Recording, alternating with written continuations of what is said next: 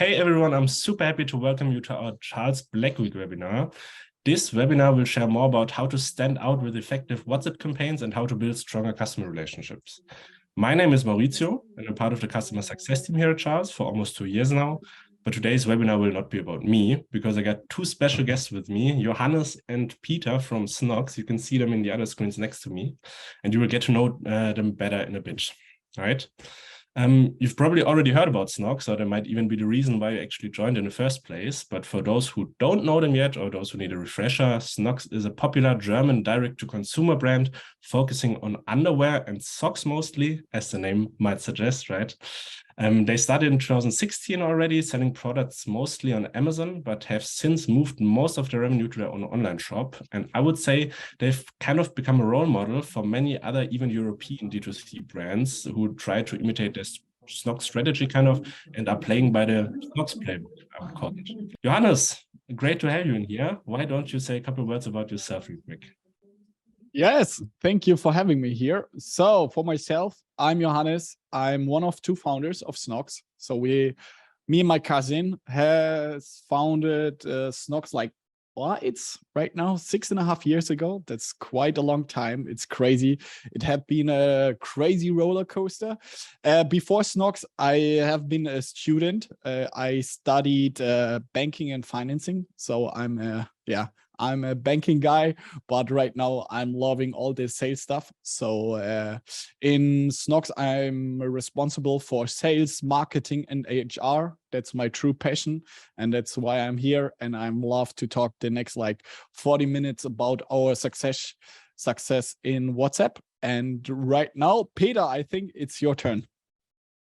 Hey guys, I'm Peter. And yeah, I just started at SNOCKS this March. And I'm responsible for the WhatsApp channel. And I'm happy to be here. Thanks, Maurizio, for the invite. And I'm looking forward to share some insights with you.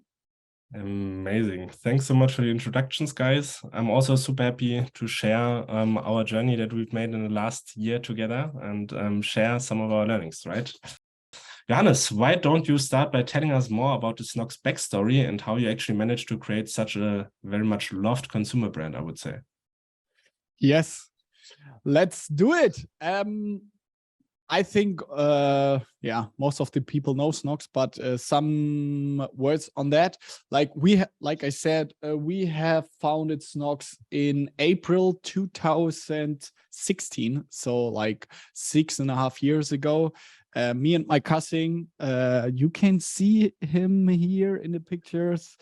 No, I can't see him. So we started like an Amazon FBA seller. So many of you guys know this kind of business model, and we started there selling socks on Amazon, and then we moved on to different product categories.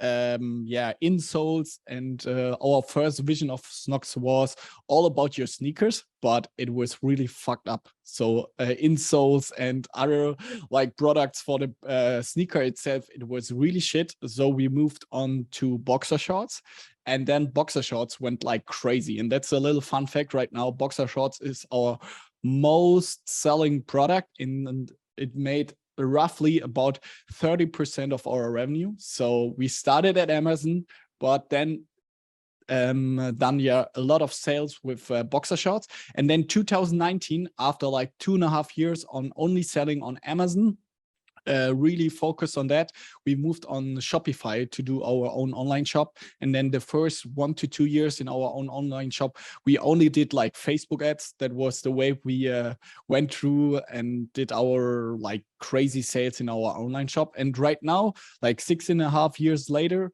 we are this year hopefully made roughly 55 million in net sales. Last year we made 33. So this year, due to the pandemic and all this stuff, the economy crisis, we still have a revenue growth about 80%. So we are really good on track. Right now, here you can see a picture of our full-time employees right now in our little company group, because we have also a consulting, it's a consulting business, and also a coffee. We are more than 100 full-time employees, and this picture shows like 50 or 60 of them in October. So it's a fresh new picture. It was in my locker because once a year, the whole company and the two founders go to like different places. This year we have been to Mallorca and had like 2 days of really fun.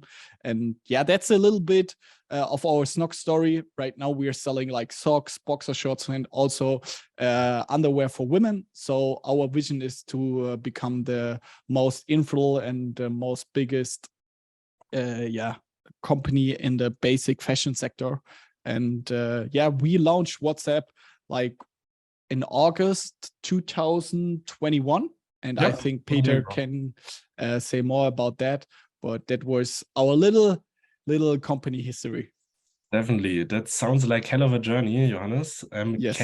It also sounds like it wasn't always easy, right? Can you maybe share some of the biggest challenges you faced on the way, especially with generating sales and on the marketing side?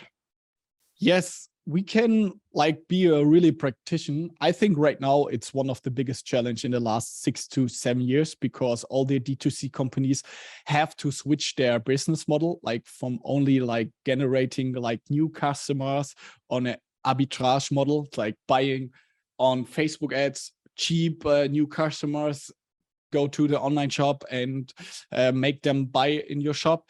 Right now we have to switch like buying a new customer on a break-even point and then refinance them on a like a retention business. We are gonna talk the next minutes about that. So that's why right now it's a big challenge. So that's like crazy. Also a challenge right now is, like I said, we made roughly about 55 million in net sales this year.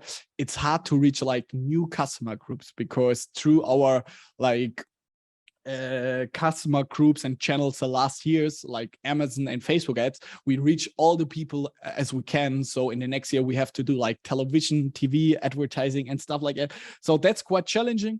But instead of that, when I look in the last 5 to 6 years, I think sales wise it went really well, because it's our passion and we could handle that. But for myself, the biggest challenge were from switching from a like salesperson, like really operative and love like doing sales, to more a manager and a CEO for a company of 100 people, to implement like good team leads and good people that are like managing the whole company. That's for myself the biggest challenge in the last 2 to 3 years, and that was really tough for myself. I see. Thanks for being so open and also sharing your personal challenges, right? I now would be super interested to actually find out how WhatsApp came into play, right? So how did you start exploring WhatsApp as a marketing channel? And also what problems did you have and challenges did you have to overcome for making it work in this 1 year we had so far? Yes, I think Peter can tell about the operative challenges, but in the meantime, before we start WhatsApp, we were thinking about last year, okay, how we can like monetize our returning customers even better. Like you have email marketing and we're doing like a lot of emails and it's a really important channel for us. But however you do through email, like the open rates are roughly between 20 and 40%. So every time when you send out the email, you miss like a big opportunity, because you do not reach the other like 70 to 80%, because they are still not open any email of you sent them. So we were thinking, okay, what can we do? And so we made the decision, okay, let's test another channel, and that's WhatsApp. And on a personal side story, I have been in contact with some sneaker guys here close to Mannheim, and they built up like 3 years ago a channel, a WhatsApp newsletter, where you get a push notification for every new sneaker release you had. And I've seen that they went like crazy. They built up 1 million business, and then WhatsApp like shrink down the reach through campaigns. And then I was like, several years ago, I was okay, when they're at any time WhatsApp bringing back this kind of like campaign newsletter marketing through WhatsApp, we have to be on there, because I've seen that like friends of mine went built up their 1 million business. So then we decided to start WhatsApp. And then I think right now hand over to Peter, because he's fully responsible for this channel and can tell you more about it, how we did this. All right, here just a quick slide for the development of the revenue so far. So when it comes to WhatsApp, you have the limitation of the send out. So first you can just send out to 1,000 people, then it goes up to, I think, 5,000 or 10,000 people and so on. And as you can see, we got a little bit higher every month. And in August, we got a big summer sale. So just with Black Friday ahead, we're aiming to top this number once again. And we get into this more detailed later. I'm pretty sure we will manage to actually beat this number, right? And so guys, thanks a lot for sharing. I didn't even know this story about the sneaker guys. Thanks, Johannes. That's been insightful. So I guess at this point, everyone is super curious to hear more about the big number, right? So the road to our first 1 million euro in WhatsApp revenue. What did this look like for you? And also, like, did it come more from re-engaging with existing customers or actually acquiring new ones via the channel? Can you go into a little into detail in there? We got another slide for that. When it comes to the new customers, we actually addressed them very intense via WhatsApp. As you can see, here are the shares of the revenue we got in via WhatsApp. So actually the most part, or the biggest part of the revenue comes in via flows. So just in case you didn't know, flows are automated processes we can tackle with WhatsApp. They are triggered by some by different messages and stuff. And campaigns are actually sent out which we trigger manually. So the biggest part for the 1 million came through automated flows by new customers. That sounds interesting. Peter, while we're already talking, you're probably one of Europe's first WhatsApp marketing managers and mostly driving all of the WhatsApp activities operationally. So let's dig deeper into WhatsApp campaigns actually. How effective are they really, especially for special occasions like the summer sale you've mentioned or the upcoming Black Week? Can you share some insight into this? Yeah, so we got this example. It's a campaign of our latest summer sale this August. And as you can see, the open rates are very much higher than an email with nearly 80%. So in real time, they are even higher just because of the privacy settings you can take in WhatsApp for the blue hooks. Maybe you'll know them. So I expect them to be even higher in real time with a very good click rate of over 15%. And in this case, the return per recipient has been over €2. I think we even got a better campaign, but I just wanted to share this most recent sales campaign. So just for example, this one. So this was actually a campaign, right? But you've also talked about flows that make up almost 80% of the revenue you're making via WhatsApp. Can you share some insights about flows and also tell us how they actually work? Yeah, so flows, like I just said, are automated processes that can be triggered by words or even by agent of the customer services. And this flow is about our exit intent on our website. It's basically just getting new customers into WhatsApp and collecting opt-ins. And in this case, they can choose from different discounts, answer some questions. And yeah, I can show it to you, the product once in real time, if you share my screen. Yeah, it's basically just a trigger that gets triggered by the pop-up on our website, and people get to answer some questions like which kind of products are you interested in, man, woman, or both, and in what frequency you want to hear from us. So just big events or some new products and stuff like that. And then they can choose from different discounts like 10, 20, or 30%. And yeah, it's super easy to add like new options. You can go just in here, set some new option if you want more stuff to choose for the audience, and generate new tags for segmentation later to address customers more specific. And yeah, so it's super user friendly in my opinion, and it's really easy to use in this case. That looks super simple. And also like, guys, just as me, we customer success managers, we obviously also help you setting up those flows. And I think Peter already showed you, it's actually that simple to build very complex flows at this point. And every 3 weeks with a new release, there's also new options coming. So this is going to be super mighty.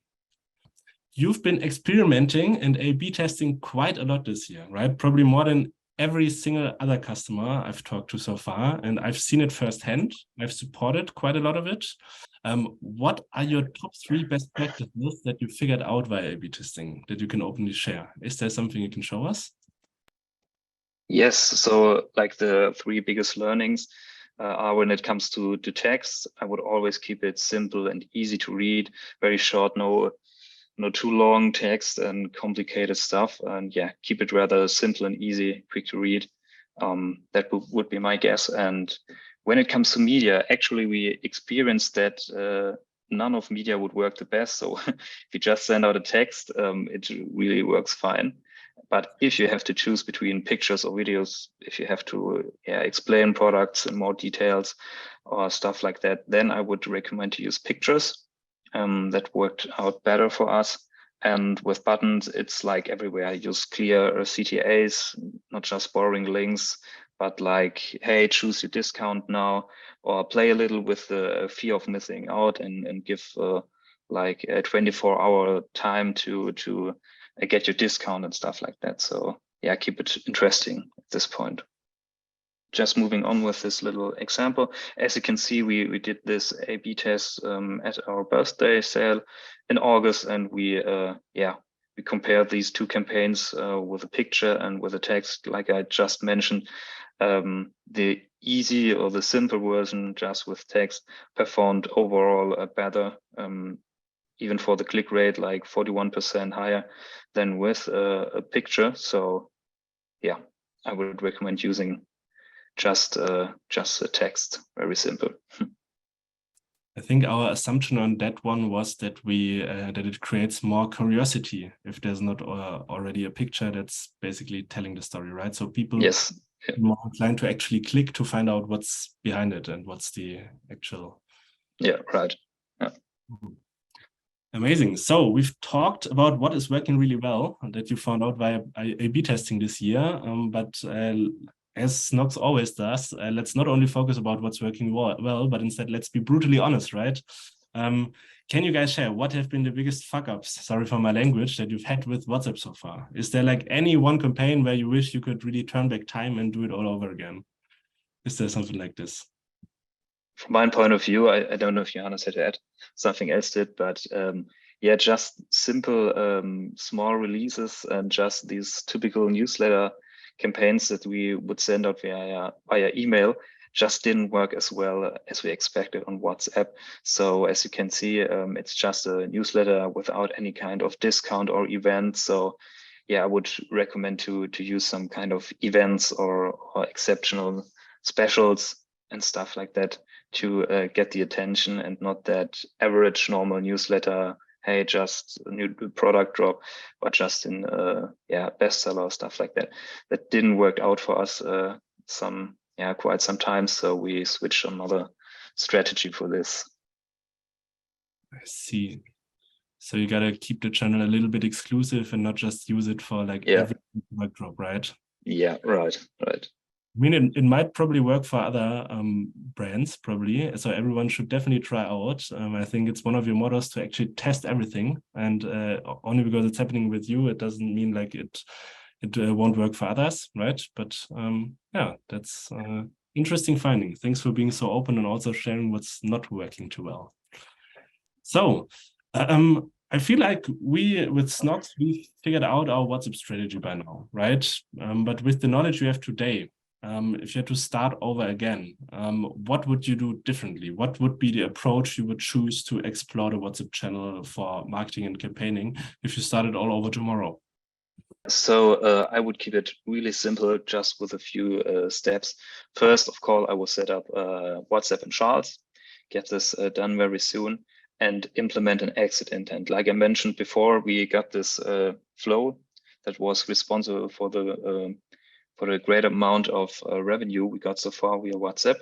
Then you can start collecting phone numbers and users, and then think about sending out special campaigns to Black Friday or Christmas and stuff like that. But in first place, I think it's important to tackle the flow. Amazing. Anything to add here, Johannes? Like, do you remember back when Peter wasn't there, how the story looked like to go live back then? It was a little bit longer than that, right? Yeah, it was a little bit longer. So for our self management and company wise, I can tell you, if we have a channel that make per month more than 100K in sales or in revenue, we implement always a full-time employee on that. So that's maybe not only for WhatsApp, so for the whole company. If you do have on your own company, I can give you this, because if we do not have Peter, like we never have reached the goal of 1 million in sales by 1 year, because it's so hard. Like in the beginning, like Josh, who's doing our email marketing until now, he's doing like sidewise on the side job WhatsApp, and he have been struggling all the time because email was a lot to do, and to priority, okay, when can I do this new channel with WhatsApp? So that's one of my recommendation. And the second one, Peter, maybe you have some numbers there or in mind. We have been doing a raffle like 1 or 2 months ago, and it was also a big success. So we texted all our email. Okay, Maury also know that because we fucked up Charles. Yeah, we did a raffle to all our like email people and say, if we do not have a WhatsApp number of all email persons, we send them an email. You can win I do not know, a Thermomix or iPhone, something like that. And I think 5,000 to 10,000 people had reached out and give them our number. So if like Friday is a really big sales event for you, and you can implement like this week or next week a WhatsApp, maybe you can start with a raffle for all your email people. Say, okay, if you want to win an iPhone, let's give you a WhatsApp number, so you have like 10,000 numbers for Black Friday. So that's maybe something I want to add. And we see that always raffles, it's so easy. It costs you 1,000 to 2,000 euros, but you can get like 10,000 numbers. It's way more like worthy for you. So that's also a thing we're doing right now, even more and more, that we can get more WhatsApp numbers. And so a little numbers fact on this side, because a lot of people asking us, okay, are you doing like email marketing also, or only WhatsApp at the moment? We see in the numbers, if we have from one person like the email and also the WhatsApp, like the customer lifetime value is 20% more than instead of people where we only have the email. So our strategy is that like we want to get like as much as WhatsApp numbers as we can get. And like on a Black Friday, then a customer of us get like an email, okay, please buy on our website, but also a WhatsApp number. And in the future, also like an app or Chrome, a push-Benachrichtigung, so notification. So that's our strategy. And that's one recommendation of myself to everyone here. Like, do not think, oh, I only want to do like email marketing. If I do a WhatsApp, I do not do email marketing. That's bullshit. Do whatever you can. You have to do like multi-channel in 2022. It's so fucking important. So use WhatsApp and other channels that you can be still profitable in the future. Yeah, I agree. I remember that very well. The raffle where we gave away 2 iPhones, right? I think we had like 20% conversion in that one, so it was super successful in getting people from the email channel to WhatsApp. True, super great campaign. Just to hop on this, on the exit intent that I mentioned earlier, here can you see it once again in detail. So first step, design a flow. I already showed that. earlier in the meeting, and then use some questions for segmentation. I think that's a small but important part. So if it comes to WhatsApp, we experience that the more narrow we can get the audience and the more specific we can target them, the more successful the campaign will be. So in the next step, you can create this exit intent. In our case, you can get up to 30% of discount depending on your order value. And yeah, Jim is simply a link to WhatsApp. It's very easy with the Charles link generator. I think you got also a tool for that. And yeah, then you can start collecting opt-ins and segment the audience. And that's it. Amazing. Thanks for sharing, Peter. And I can also say it's really, really that easy and fast because back in the days when I started almost 2 years ago, our onboardings would take 2, 3, even 4 weeks sometimes. But at this point, first people go live within 24 hours after having their kickoff call, right? Because everything just got way faster. Everything is so easy to set up. WhatsApp is also like coming a lot in our direction to make the whole process as smooth as possible. So we can be really, really quick right now. Cool. So only 2 more questions to go because we've had a lot of questions from the audience. So let's quickly finish and then take as many as we can and answer them. The second to last questions is SNOCKS by now is kind of, as I said, a role model for many other even European D2C brands, and many are looking up to you. And for you, WhatsApp works well, right? But not every other brand is just like you. So my question would be, do you think WhatsApp is really for everyone? Or is there, in your opinion, some type of company that could profit especially well from campaigning with WhatsApp? And when I mean type of company, I'm talking about AOV, retention rates, stuff like this. Can you share some information about that? Okay, I start and Peter can add if he got some thought. So I have seen one question in the chat: is WhatsApp also for a company who's like only selling like information and like free products? I think that is kind of difficult because WhatsApp is not that cheap like email marketing. So you have to pay every message. So I think you have to have like some products you can sell or something like that. So like, that's the first point. Second point, AOV. I think WhatsApp is working the best for high AOVs. So if you have like selling, maybe let's stay with the iPhone. If you selling like products for several 100 euros, I think WhatsApp is working way better than for us, because then you have the time per customer to really interact with them and got a real in-touch service. So you can see it like for the high fashion brand, for Balenciaga, Louis Vuitton, and you can text them all via WhatsApp and they answer like in half an hour. So I think for high value, WhatsApp is even better. For low value, we have an AOV about like 40 to 45. It's working, but I think if you only have like 20 euros or 30 euro, it's really hard to get a real good draws on that.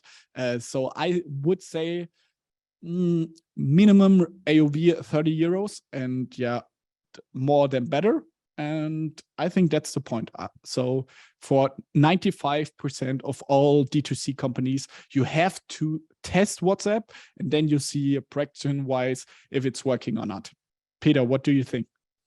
I can totally agree on that. So yeah, nothing to add at this point. All righty. So just one last question so we can answer as many audience questions as possible. So we're almost at the end of our conversation, and I think everyone from the audience is also very much looking forward to the Q&A. So what have been your main takeaways over the last year with WhatsApp? And especially what's next for SNOCKS, right? What's next for the company, but especially on WhatsApp? So let me start with the operational part, I guess. Yeah, so the main key takeaways, like you might have already guessed, is to design flows for opt-ins and segmentation.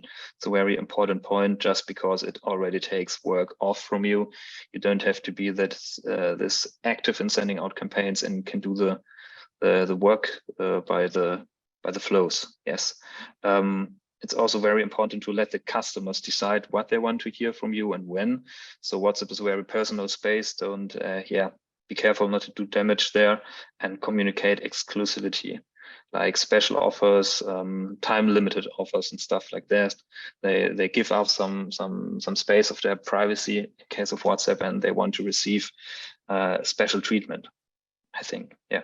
And also focus on events, of course, like Black Friday or the upcoming Singles Day this Friday. And yeah, this would be my key takeaways. And for SNOCKS, the next steps are to connect more phone numbers to email, just like Johannes said. We've got a 20% higher customer lifetime value if we get email and phone numbers. So this is a big priority for us, and therefore get also more detailed insights from Shopify. So if you got the email and the phone number, we can link Shopify and get more insights about the orders placed and stuff like that. And on this base, we would like to build more complicated and advanced flows to even target audience more often and more specific. Yeah. We are looking forward to try all these things out with you guys. I am as well. Quite a lot. Anything to add, Johannes? I think key takeaway is also it's tough to be the first mover or first leader. Mauri, you can tell like how many calls we three have like the last 12 months. That's insane because we have so special wishes, and you're also, Charles was in the early beginnings, so that's a key takeaway. When you're a first mover, it's always hard, but right now I think Charles and also the whole WhatsApp space and it's quite developed, so you can go start early on. Like you said, the onboarding is way faster. You know all the different tiers. So 1 year ago we have been all surprised, oh, what the fuck, what is this tier, why we can't send out more messages and stuff like that. So that's one key takeaway. And also I'm a really numbers guy. Like I said, I'm a financing guy, that the strategy for the next 2 to 3 years will be to have as many contacts to one person you can. Like I said, email, WhatsApp, Chrome extension, app. It's like you have like 3 channels, not only like depending on the Meta concern or Google or something like that. You have to reach out your customers on different channels. And the last year we have been really focused at first Amazon, then Facebook, and right now we have to be like multi-channel. And that I see in the whole e-commerce sector, that these companies that are really multi-channel that have been the most successful, and that's my key takeaway. And WhatsApp has to be at every like D2C company with more than 5 to 10 million in sales. They have to be on WhatsApp. There's no discussion. Amazing. Thanks a ton for sharing those insights, guys. So with the discussion part, we're actually already at the end. Thanks so much, Johannes. Thanks so much, Peter, for sharing those insights on your WhatsApp strategy, on how Seacom has been an interesting channel for your campaigning efforts and for your business overall. But now I think we rushed a little bit on purpose, because there's just so many questions. We got more than 40 questions. We definitely can't answer all of them, but let's pick the most interesting ones and just get started with the Q&A. Jana Schmidt asked a question to Peter specifically. How much time does it take you to set up a campaign? Can you share some insights there, Peter? Yeah, so this is depending very much on how complicated or how connected you want to be.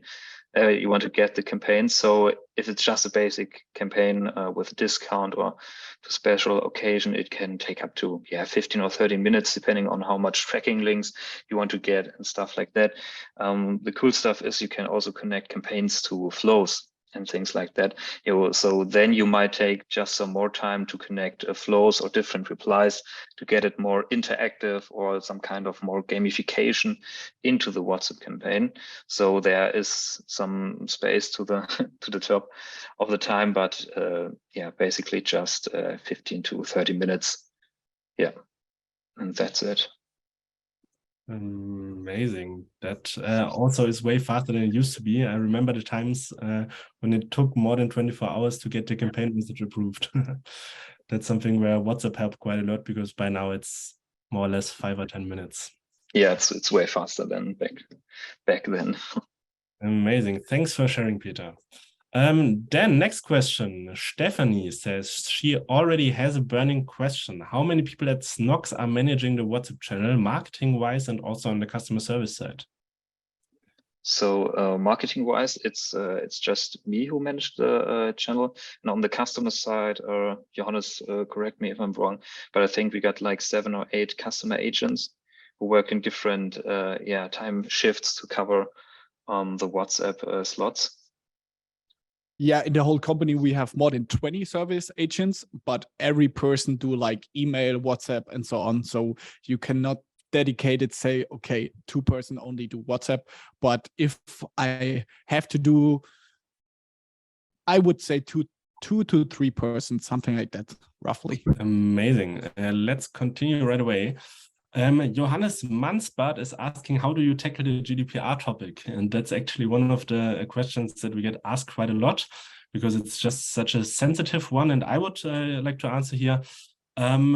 We do 2 things mostly. One thing is all our servers are hosted in Germany. That's super important to many German companies, especially to be GDPR compliant. And the other point is we are really strict when it comes to collecting double opt-ins, right? So Peter has shown you previously, in an opt-in flow, there's 2 buttons to agree or to disagree, and to accept or reject the opt-in request. And we take this button click event, give it a timestamp, and save it in the customer profile, right?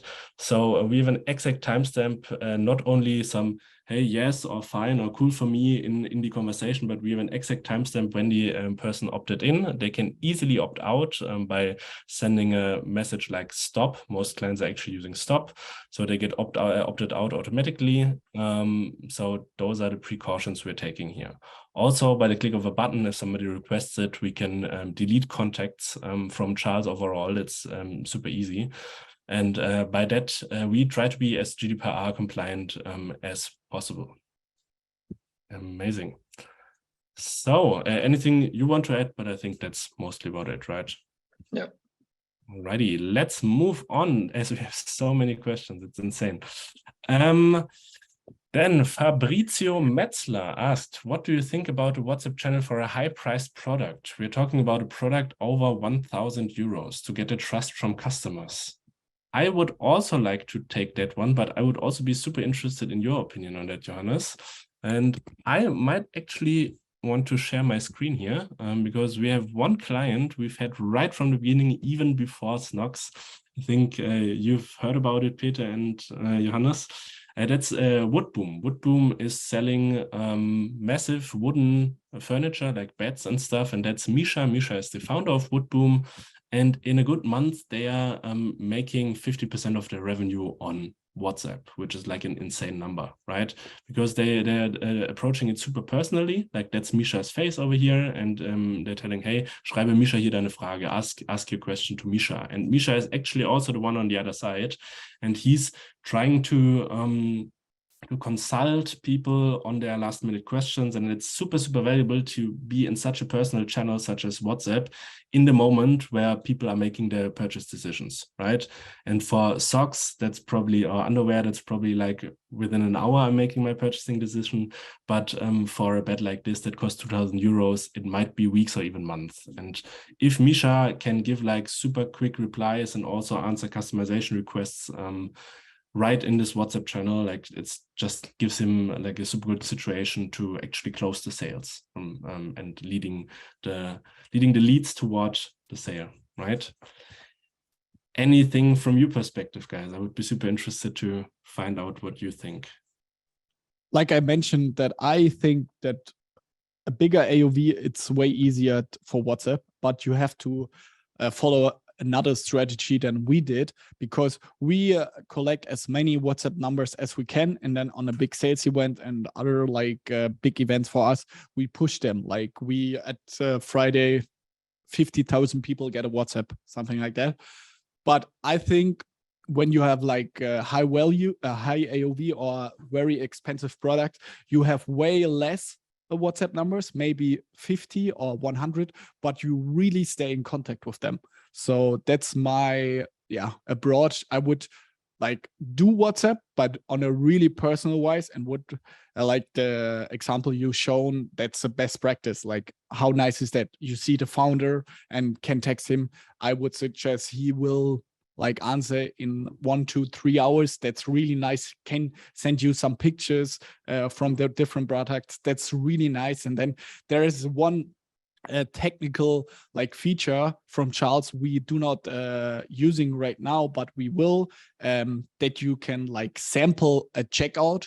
And I think that it's game changer for a high volume product, that you can send somebody a link and there is your perfect checkout, like your basket with all the products you have been chatting. So I think, to come to a point, high value, it's way easier to use WhatsApp than like commodity products or low AOV that we have. All right. Thanks a lot for diving into that question as well. So next one, Sebastian Hanser is asking, what are the basic requirements of a company to make WhatsApp marketing meaningful and sustainable? I have an answer in mind, but I would like to ask you guys first. So yeah, like we mentioned first, like I mentioned with the flow and all these kind of stuff. So I think to keep it always sustainable, ask for what the people want to hear. So really get into the mind of the customer, ask for opinions, do little surveys connected with some kind of reward or gamification and stuff like that, and always give them the easy option to opt out, so you don't have to keep people longer into WhatsApp as they want to be, or get really easy upset and stuff like that. So if I send out a campaign, I often include the option to very quickly opt out of the of our WhatsApp newsletter, so it's really easy for the customers, and they are not that upset. So this would be my approach to keep it sustainable on a long run. Yeah. And like I mentioned, at a several point, you have to implement a full-time employee, because it's not a side business of an email marketing or CRM people who do this. At one point, if like WhatsApp becoming really important for you, you have to implement a full-time employee, because it's a nice channel and you only can scale it if you have like focus there, and like people can think about on a creative base, okay, what can we do to even improve the channel? So that's our strategy, like I told you. Amazing. Thanks for sharing your insights. I totally agree with what you said. For us, we've learned since we've been active, it's all about low frequency and high relevance. And how do you achieve high relevance? By asking the clients what they actually want, right? I think it's the totally right approach to ask them if they're interested in sales only or also in product launches and the like. So high relevance, that's the key to success. You just can't use the WhatsApp channel, which is so much more personal than email, to just shoot out messages every other day. That's not how it works. You got to keep the frequency low and the relevance as high as possible. And that might actually lead you to success with the channel. Johannes Mayborg is asking, how many people unsubscribe when receiving a notification messages? And have you done any analysis as to what triggers helps prevent that? I think we've dived a little bit into that, but let's go more into detail. Peter, maybe you got some info on that.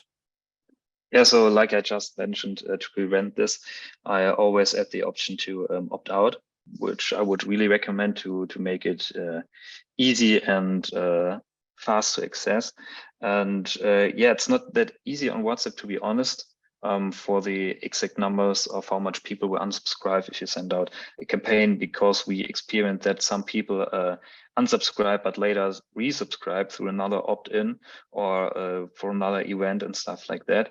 So for example, with the opt-in flow that I showed earlier, it's around 7 or 8% overall who unsubscribe, but some of them resubscribe again and through another opt-in for another event or because they need some support or stuff like that.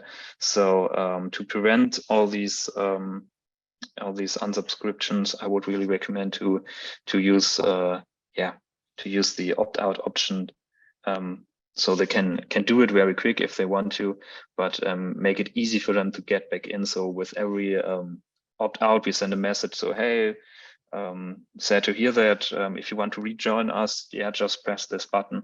And so all these small things help you to get your people back in the game. Amazing.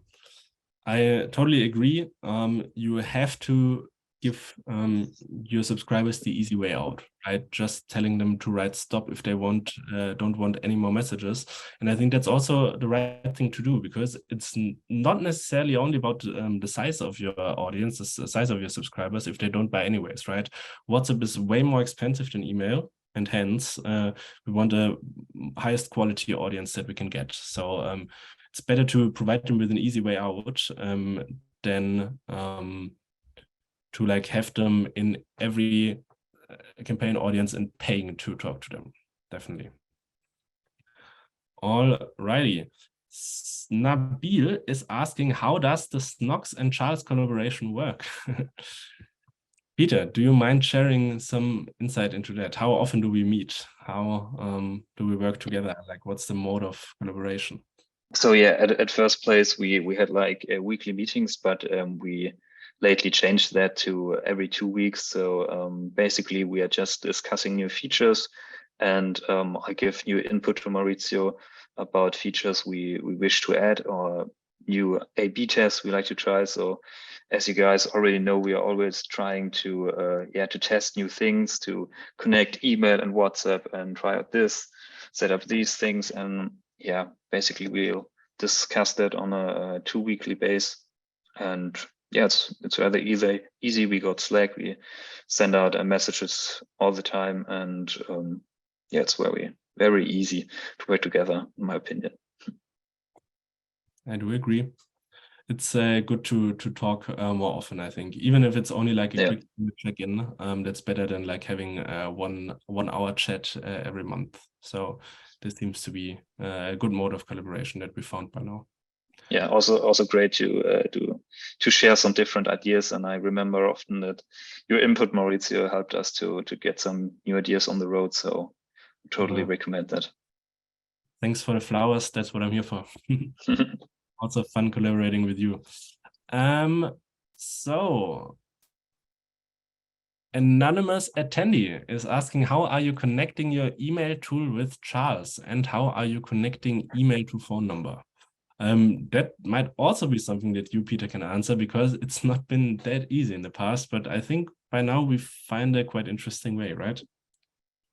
Yes. So in the first place, we tried out to use tools like Typeform in combination with the giveaways or raffles that Johannes mentioned earlier. So we send out emails to our email customers and told them, here, win an iPhone, just sign up to WhatsApp, and we are this Typeform. They could enter their phone number and their email, and we later imported all this stuff into Charles, and therefore got the connection with Shopify.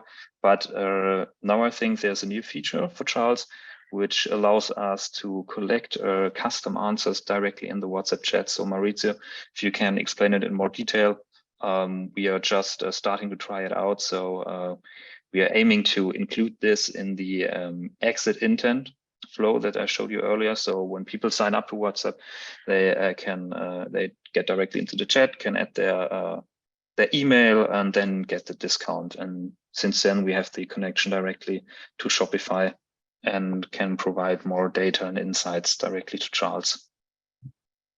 So maybe some more insight here also. So whenever somebody purchases on Shopify and leaves their phone number in the checkout, we will merge the WhatsApp account and the Shopify account anyways, and also get the full order history of that person. But as Peter mentioned, we can also use some tricks to get this very valuable email and phone number combination, for example, by actually asking the clients in Typeforms, or also right in the opt-in flow when they give their okay. So we can text them with promotional offers. We can ask them, hey, for an additional 5% discount, for example, can we have your email address? And then we can do that merge even without them actually purchasing using their phone number, right?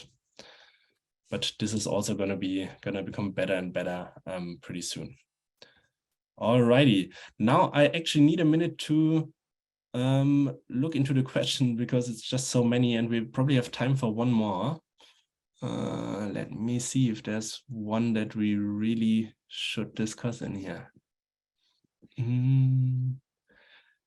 Maybe, Peter, we can tell some insights about our testing strategy, because we are testing on a small basis, and then when we see it's working, we scale it up. That's one tip we can give the people. Yeah, why not? So our testing strategy has basically been to test our new strategies and A/B tests with small customer groups, like 1,000 or 2,000 or 3,000 people. And if this stuff works and we're happy with the results, we move it on to bigger occasions like Black Friday and Singles Day or summer sale and stuff like that. So we use the time between these events to test out with smaller groups. Besides that, we are running always tests on the exit intent. Like the biggest impact ever was a new kind of exit intent where we added new discount options. So in the first place, it just has been a 10% discount, and now we got 10 or 20%, even testing with 30% now. And so basically we have the big events, the time between events for smaller tests, and we reduce the tests on big events because we just wanted to use what we know works well for us. And therefore we build a strategy step by step and try to improve our running system so far. So let me just wrap up the event real quick. Thanks so much, Johannes. Thanks so much, Peter, for joining and sharing all of the details, all of your very deep insights into how you're using WhatsApp with Charles.